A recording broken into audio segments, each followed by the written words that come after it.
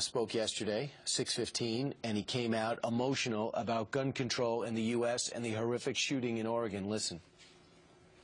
I can imagine the press releases being cranked out. We need more guns, they'll argue. Fewer gun safety laws.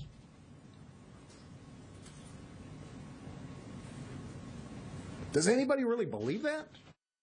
I ask you that question. Does anyone really believe that? Well, I think the president has very little knowledge of what causes crime or how you reduce crime.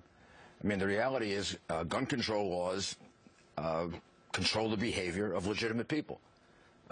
People who rob stores, people who rob banks, and people who are insane and want to go ahead and murder don't follow the gun control laws. You and I follow them.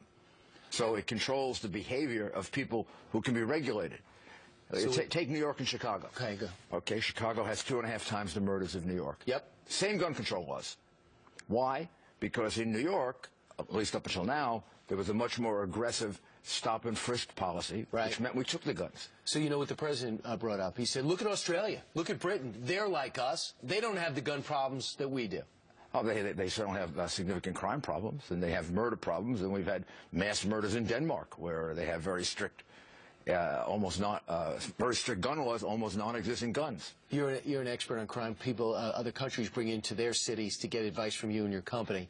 If I told you, well, he walks in with 4 guns, in other countries he wouldn't be able to get those 4 guns, what do you tell me? First of all, there are very few countries where you can't get guns nowadays. I mean, you can get guns all over. The reality is it's the behavior of people.